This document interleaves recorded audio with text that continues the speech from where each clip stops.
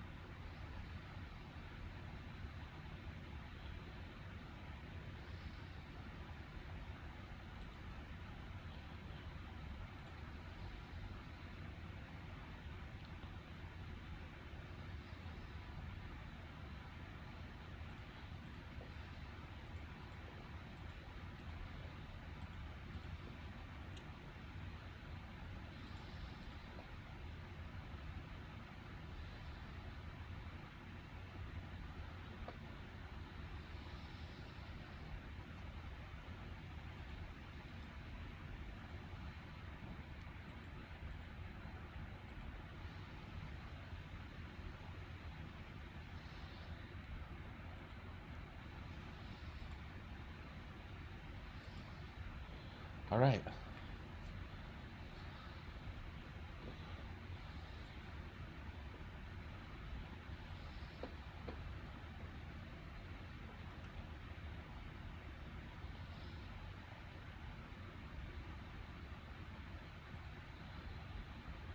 Alright, I'm gonna review this game.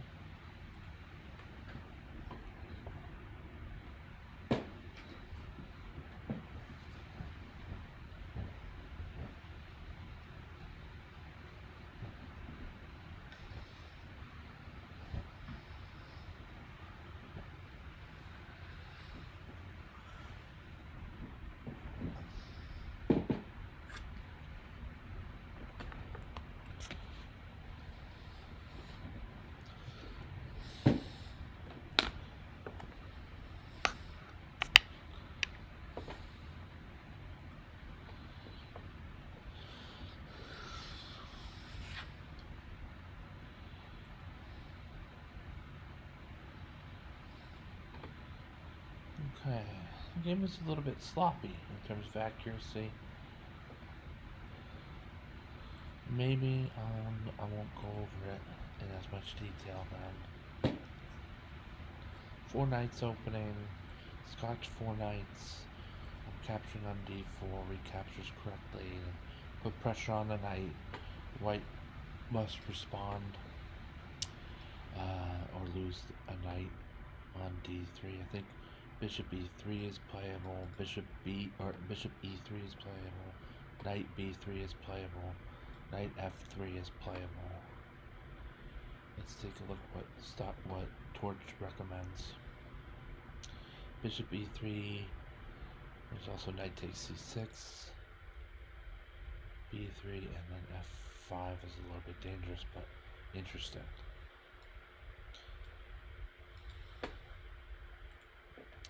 Captures on c6, capturing back with the d pawn. I've gone through this in both directions. You can capture with the b pawn or the d pawn. It depends on what your aim is. B takes c6 is better for a long-term control of the center.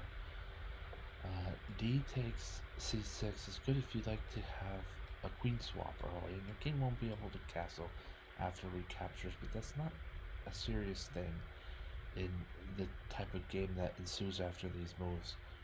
So, I went for the captured with the d pawn, the queen swap, and then my opponent played bishop f5. He's hoping to catch me a little bit of sleep at the wheel. If I play a normal developing move, maybe want to restrict the knight in some way, or get my rook onto a half-open file, then I'm going to get destroyed by the move bishop takes f6 after g takes f6, and now doesn't black have a horribly bad pawn structure? Let's play that out here with one of the moves. I think rook e8 kind of makes some sense, but then bishop takes f6, g takes f6, and look at black's destroyed pawn structure. These pawns aren't horrible because of you can play b6 and then c5 and have this strength within a lattice formation of pawns, but here on the king side, these guys are really busted up. So I think black is doing well here. Maybe better than even. Maybe even better than even. Okay, so then knight to or bishop to e7. I thought it's a waste of time, but what can I say? White has proven that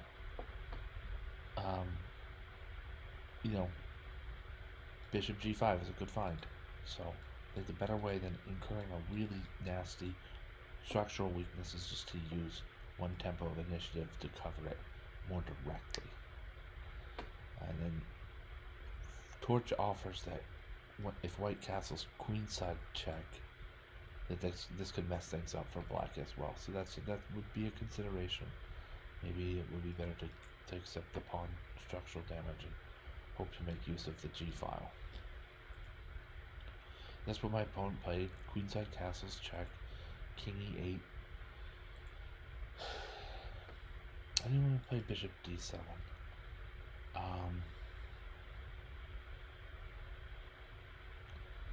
Long term, the king's got to stand here and guard c7. I know the knight is guarding things too, but that knight's not going to be there for very long. One way or another, white can force that knight off the board with e5 or with bishop takes f6. And then we've got this babysitting situation. We're also trying to make way for our rooks to become active. And bishop d7 just didn't do it for me. So here we have bishop d7, and Torch says white plays h3. Why did you play h3? Maybe protecting the knight from a potential fork on f2, but that's quite a ways down the line. And there's, I don't know, h3 to try to control the knight perhaps. Well, why else would you play h3 when black's light squared bishop is literally pinned down?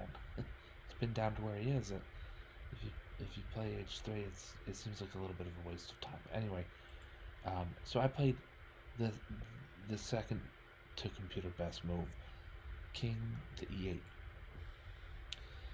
And what's king to e8? King to e8, it's called a consideration, a consolidation, a consolation. No. A consideration, a consolidation, consolation. Ooh, whatever it is. The black king is going to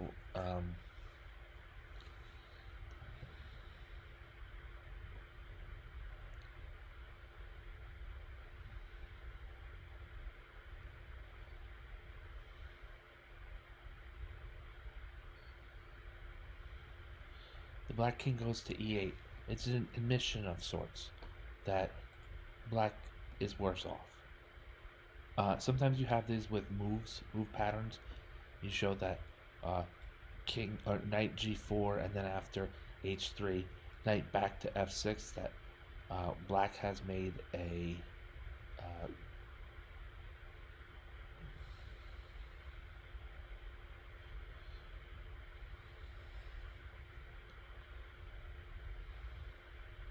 concession. That black has made a concession to white in that situation.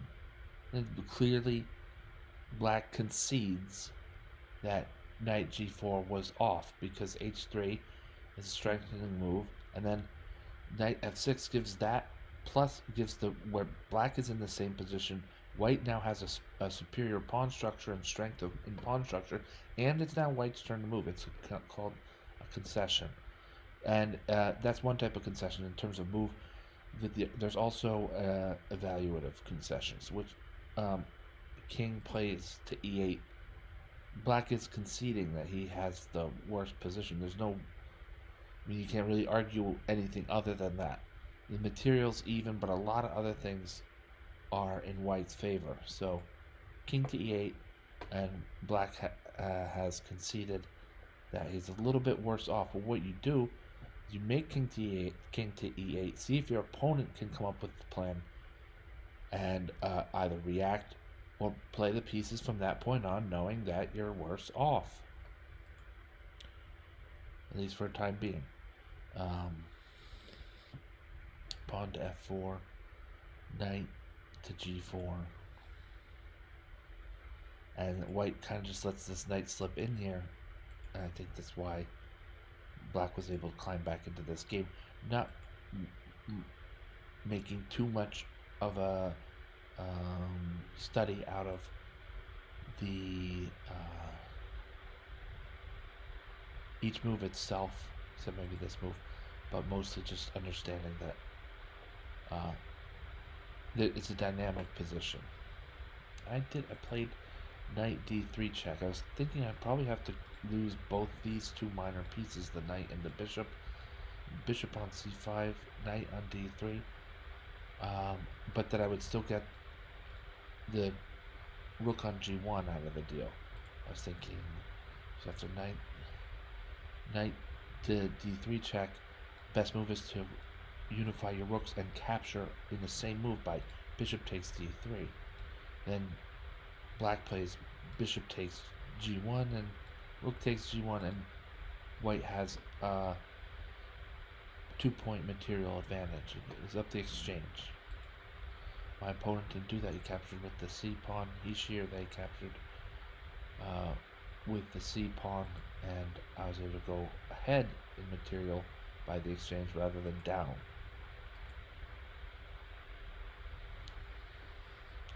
And here black is trying to keep this bishop relevant, keep this bishop dynamic.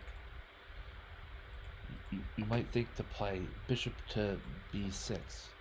First of all, then the knight gets off the rim by taking away a long-range piece of black's bishop, and bishops do better in long-range situations. But then also black has to capture back in kind of a silly way with either c takes b6 or a takes b6. Probably a takes b6 for the pot shot on a2. And then we would have a square of pawns right there. But instead I thought bishop h2 was a little bit dicier, a little bit sharper, keeping the bishop relevant.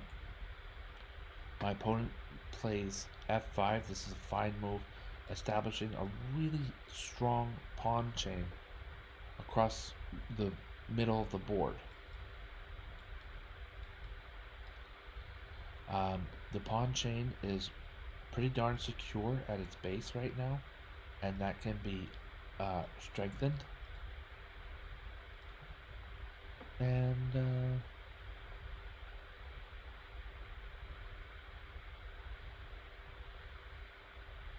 yeah, that's it. That's a good move by white to assert him, her, or theyselves with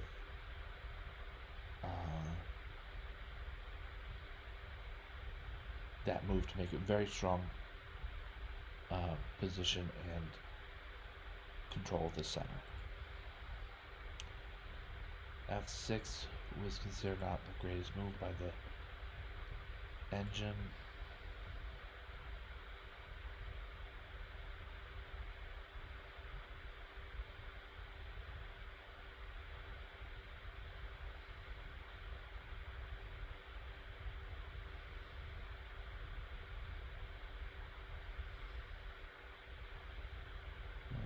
And the engine wants bishop to g3. It's a great move, blocking in one of the pawns that white would love to get going so that the bishop on g2 has at least an option where to go. But with my bishop on g2, I'm blocking in white's kingside pawns.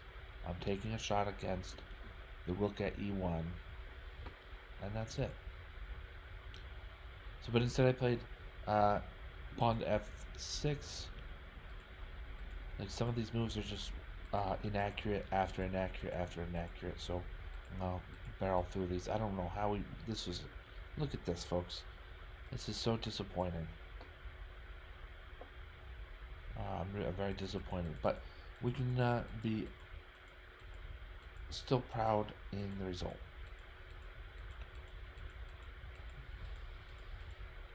And when I found when there was a real opportunity for me, I took it. Here, with rook to a3 is the right move. My opponent blundered. This is not a thumbs up. Knight to c2 is not a thumbs up. Then, yeah, this is wrong because the king. Knight. King to c2 is not a thumbs up.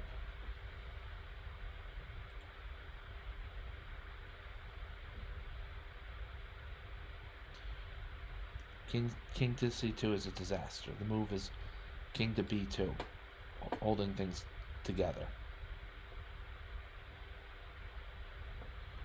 So anyway, the move was given a thumbs up. I don't know why. It loses a full bishop. And I played rook to a2 when presented with the opportunity. The king moves, and then I'm to rook to f2. And I'm going to claim one of my opponent's last two remaining pieces. And how the pawns are situated and having the extra rook, this cleanup was super easy as well. Just dust up, and from here it's just a lot versus a few. Um, Simplified down to the pawn list to the point where my opponent has only his, her, they, king on c3 left.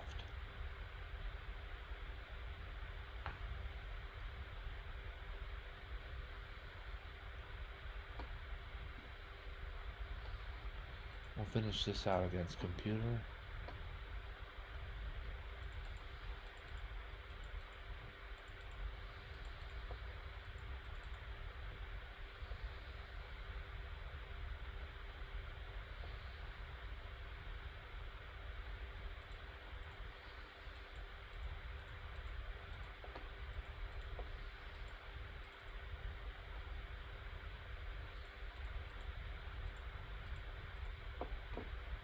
Okay.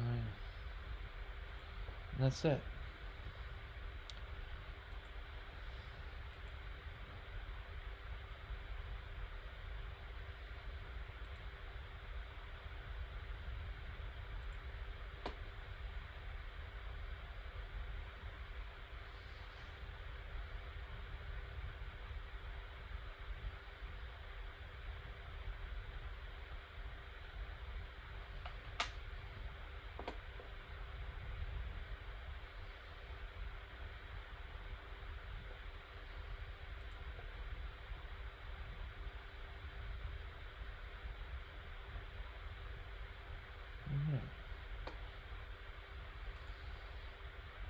Alright, thank you all for watching. Thank you, Gravitrons.